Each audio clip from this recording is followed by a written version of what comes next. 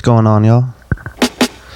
We're back at it. Today I'm going over my Ableton setup. I'm just kind of going to go over what I usually will end up doing within Ableton. So I just finished up recording a beat tape, and a large part of whenever I go dive into what I know is going to be like a big project, I will spend a lot of time setting up my default template in Ableton. It's kind of just, the meat and potatoes of the beats you're going to be producing, and I just kind of like having it all similar for every project that I put on the tape, if that makes sense. So even if I open up like a brand new file, this is what it's going to look like. I have some synths that I love in here that I'll have probably on every track, stuff like that.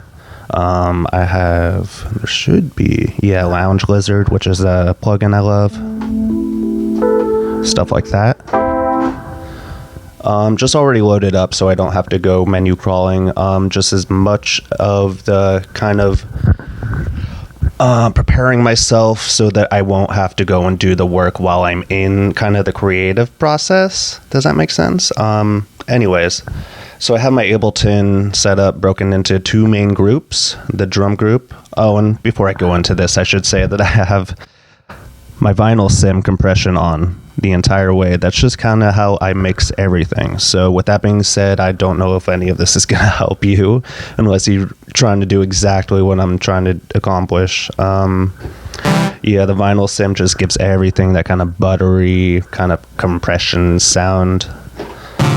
Maybe here's a little example. I'll just record a quick.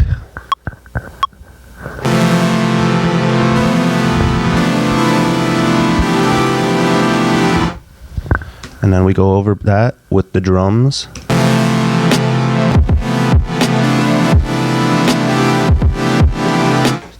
And that's even a little too squashed in terms of compression, but I think you know what I'm getting after.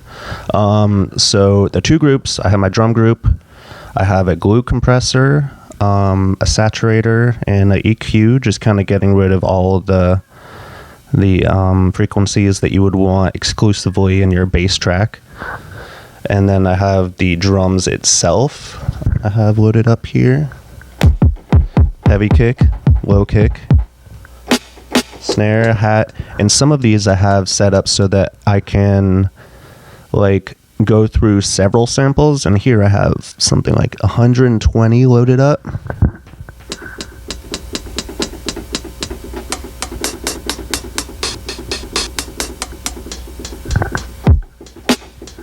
So just again, things that if you can load up several samples within kind of a drum rack to save you the hassle in the future of going to your actual sample menu on the side and scrolling through everything. It's nice just to turn a wheel sometimes and slide through all your samples. And these are easy to set up. It's a drum rack, and here my hats are being, if I go to this sample zone, go to zone, this thing, select, and then you map to micro, hat. I unmapped it right now, but map it to hat, and now when I move hat, that moves along. There are other videos that probably go over this, how to macro select samples within a drum rack, but that's how I have this set up. Anyways, moving on, my other main group is my sample group. Let's get rid of this. Sample group, which I have set up with a compressor. Now this compressor is already sidechained to the kick, which is a very common thing in music, so I just went ahead and put it in my default projects so that when I load a new project, I won't always having to be loading a compressor, putting on sidechain and doing it to the drums or whatever. I just already have it set up. I have some multi-band dynamics, another compressor that I probably don't need. I have it on here. A wider, I don't know why I have that on here. Oh, yeah, a wider. These are my samples. So this is a great plugin that I like. The wider just kind of takes everything and it makes it wider. Just like it says, it's made by Infected Mushroom. But yeah, it's a great plugin. I forget if it's free or not, and it gives you a low bypass. So, if you don't want things being kind of pushed to the side to make room for the bass and the drums in the middle, you can save some room for like the lower notes with the bypass to not send them so far to the side or whatever. There's width.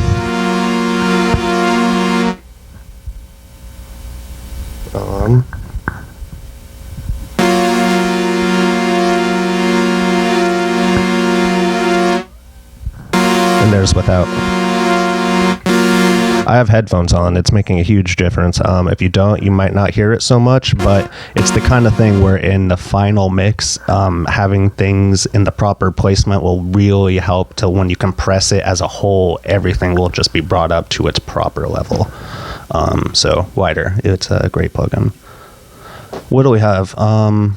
EQ, just to, again, get kind of rid of those frequencies that are exclusive to my bass, which is down here. My bass is the only thing in the track that's not within one of these two groups, my drum group and my sample group. And all my synths belong in my sample group. Stuff like keys, I just call that sample group. It's how I do. What else do we have? Mondo Mod. It's a plugin I love. I bought it for, I think it's like $40, but it's in everything. Again, if you don't have headphones on, you're probably not hearing this, but if you do, you can hear it swaying from side to side as you can see on here. Does this get bigger? No, I don't think so. But I can make this more dramatic. Maybe you can like open up the range and increase the rate. Oh yeah.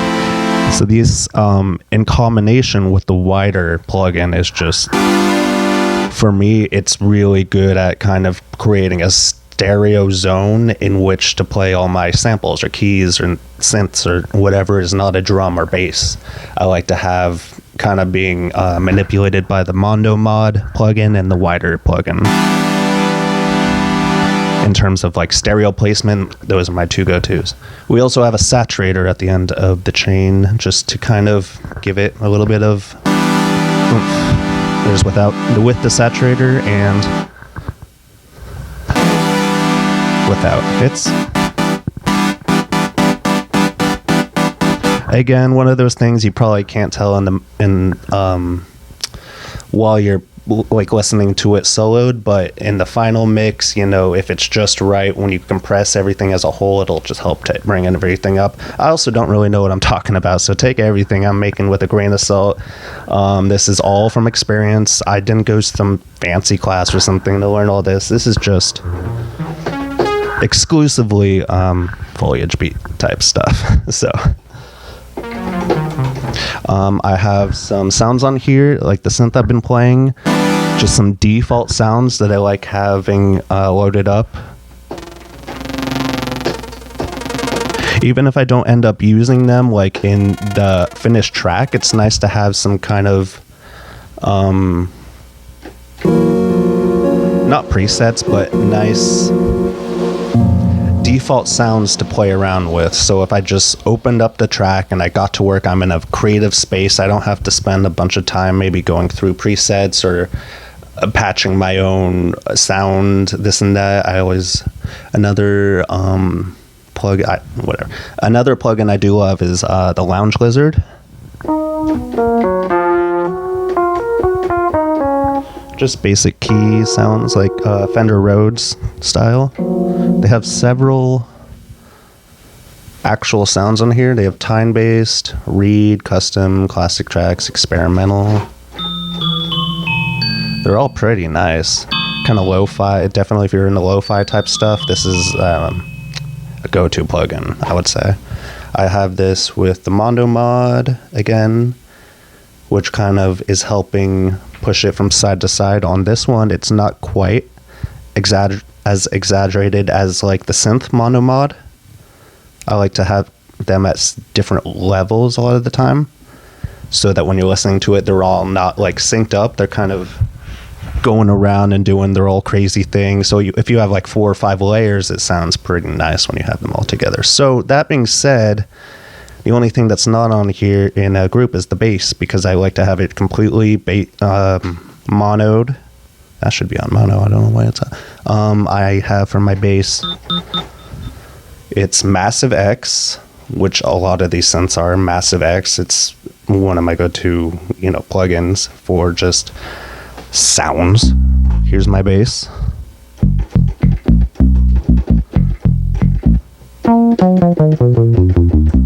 It's a really basic patch I put together.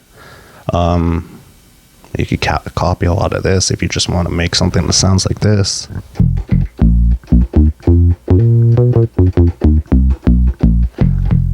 I got Massive X not too long ago, but it's just become kind of my go-to. I think it was on sale when I got it. I think it was $100. Definitely worth it. It's just kind of a powerhouse of a synth. I have an extra little audio track on here I don't need. That's about it. So again, I have everything running through the vinyl sim compression. Here's without the vinyl sim. So it's a big difference. So with all this craziness, maybe one other thing, there's ripcord. You probably see ripcord on here. I try not to, it's a chord generator. I know, don't look at me like that. It's a chord generator, and what you do, like here is my synth sound.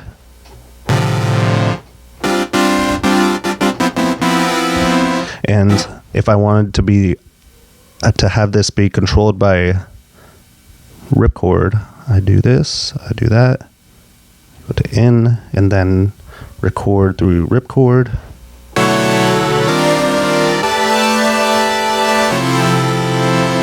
I know, it's just instant chords. The thing about this, it's good as like a sketchbook. I don't really like using ripcord in my tracks. I like using it as a tool, kind of like a sketch pad. If I'm just, so I sit down, I open up the laptop, I lay down some drums, and I'm like, okay, what's the next step? Usually I'll go to ripcord and I'll just lay down a few chords. They're going to sound... They're going to sound really good just off the bat. The thing is, it's not really me, it's electronic music. How much is it me actually making these sounds? But there's just something about it. So I'll lay down my drums. Let's go ahead and do that.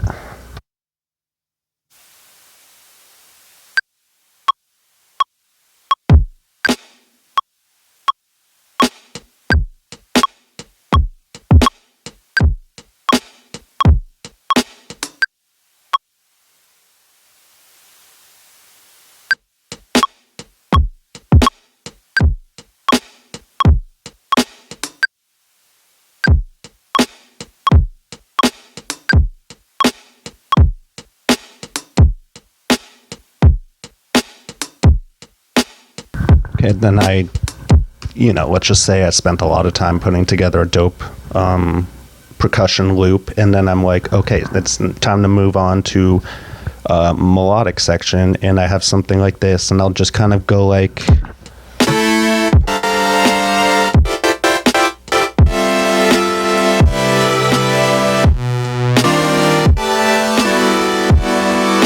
And I may even just kind of lay something down.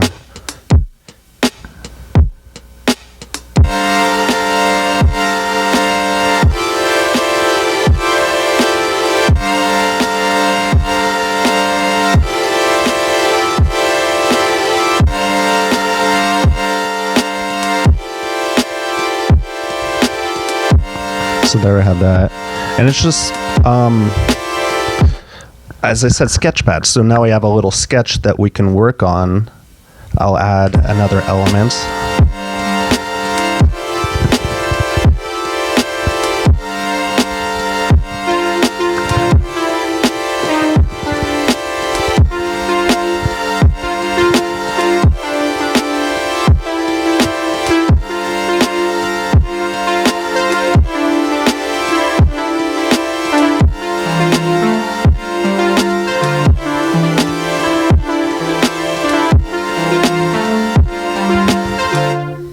And then a lot of the times I'll go to ripcord, take it out.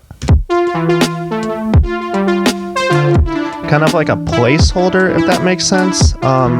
Chord generators. I've spent too much time talking about them, but yeah, it's in there for a reason. It's just kind of, if you're not really feeling, a lot of times I'll go in, I'll start playing chords and it just maybe won't sound right. So that's where that takes effect. So now I have something to work on, to build off of, I mean.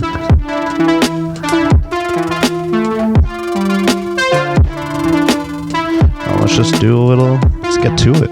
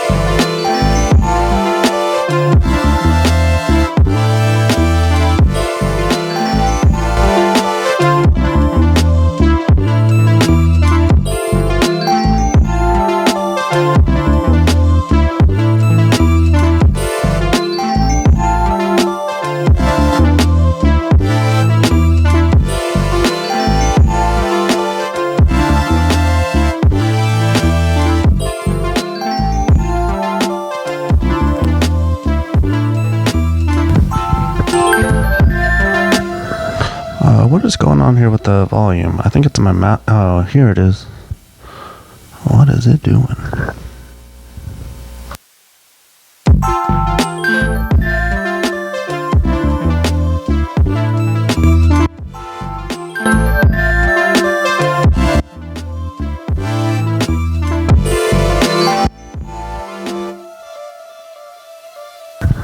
This is unexpected. I'm gonna unplug my keyboard. Maybe it's...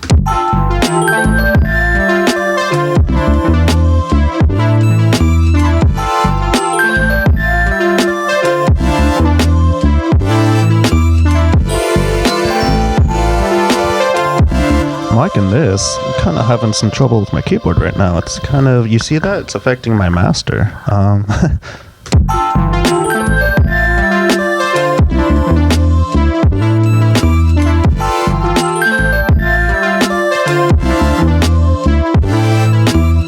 Because one little last thing I wanted to show you is we can... you press Command and record, so you can trigger multiple of these MIDI tracks at once. So let me do that.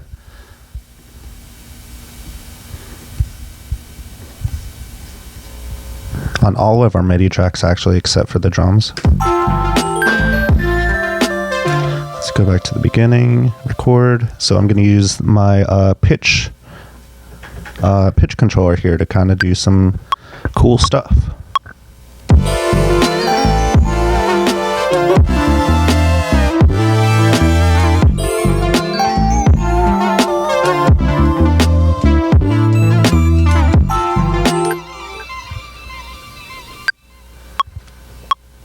Hey, Noki.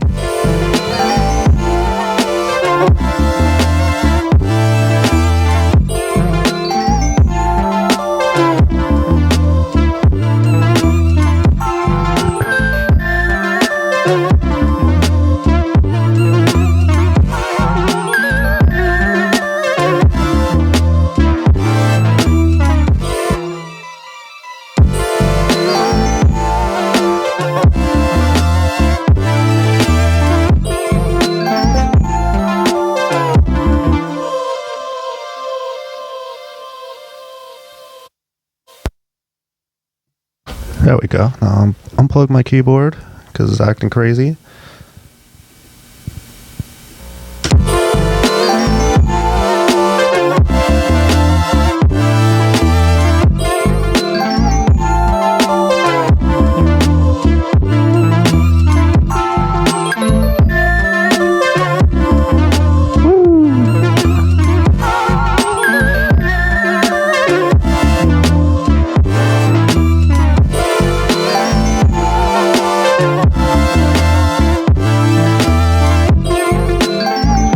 My master. Some EQ just to bring out the low. A little bit where the snare kind of exists. Some highs. Bit of compression. For the saturation. Limiter. You know, I put this together so fast, I wasn't really paying attention to levels as much as I should have been, so we're a little, you know, we're pushing the compressors and limiters a little harder than we should be right now. So we take all this,